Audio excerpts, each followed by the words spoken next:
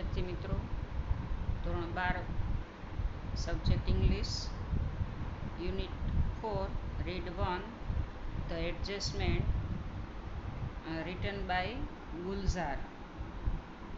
એનો આપણે પહેલો પાઠ કરી ગયા હતા મિત્રો. અને આપણે ઇંગ્લિશની અંદર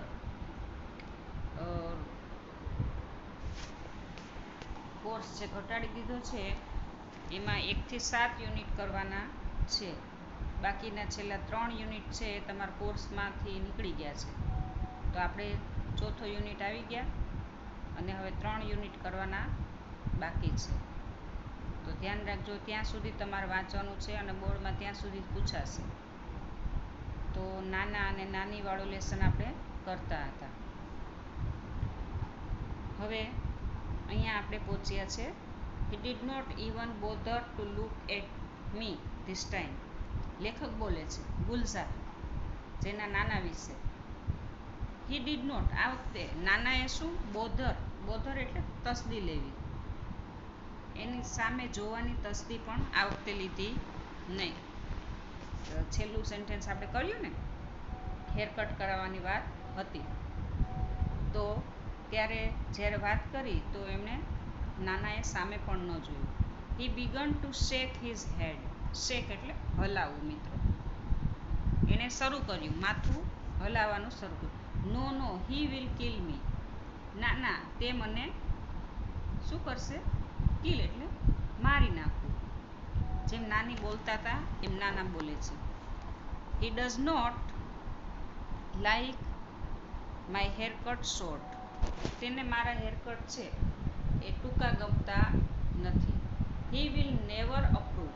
તેને ક્યારે પણ એના માટે અપ્રૂવ, પરવાનગી આપી ન હતી. આવું નાની છે એ કહેતા, એટલા માટે એની જેમ બોલે છે. His intonation was nasal, exactly like Nani's. ઇન્ટોનેશન એટલે આરો અવરવ કેવો હતો? નેઝલ એટલે જે નાસિકામાંથી નીકળેલો અવાજ. અને જેવો નાની બોલતા, એક્ઝેક્ટલી નાનીની જેવો જ. It seemed as if it was Nani who was speaking.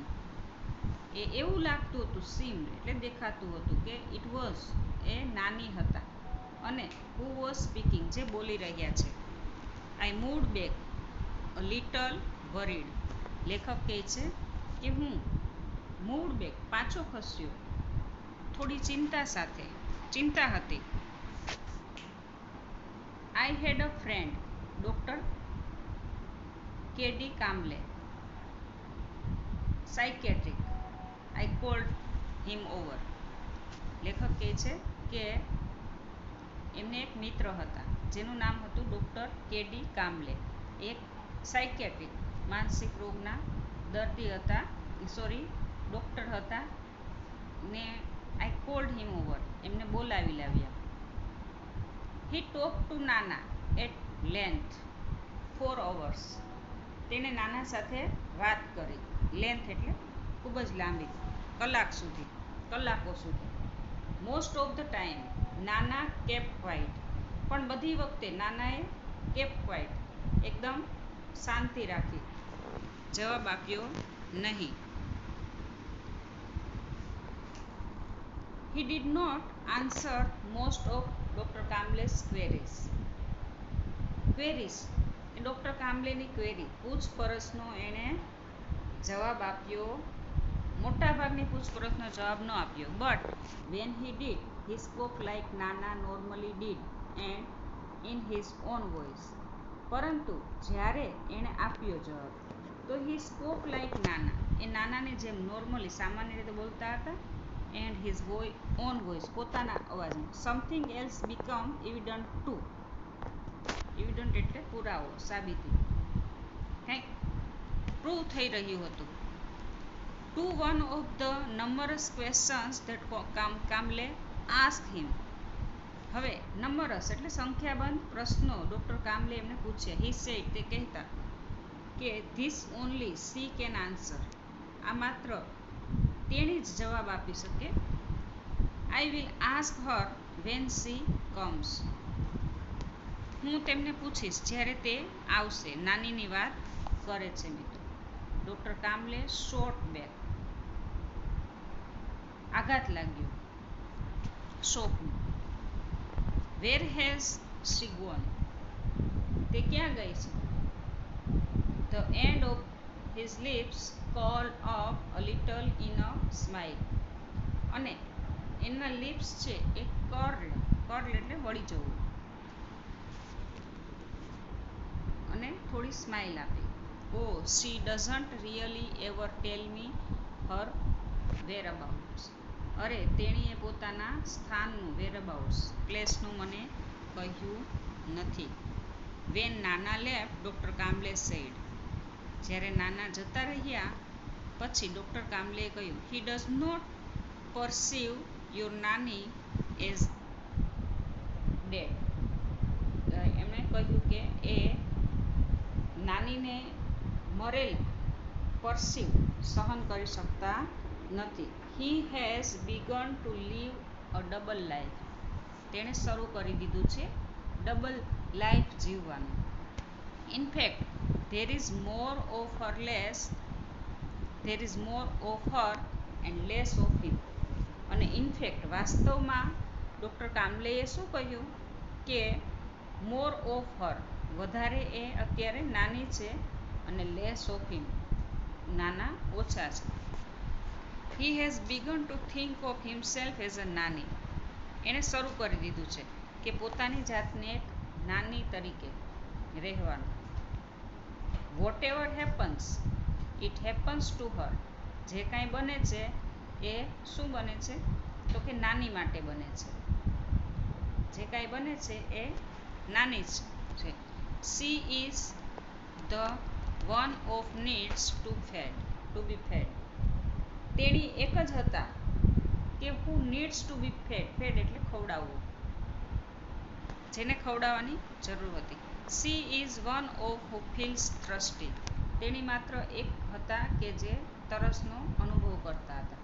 She is the one who feels the pain, નાની એક જ હતા કે જે એને એ દર્દ છે એ ફીલ કરતા. And it is he who tax the medicine, અને અત્યારે એના બદલે નાના છે એ શું કરે છે?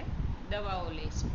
He only swallow the pills of her behalf, pills એટલે દવાની ગોળીઓ, સ્વોલો એટલે ગળે છે. હર બિહાફ એટલે ને બદલે, તે માત્ર અત્યારે નાનીના બદલે દવાની ગોળીઓ ખાય છે.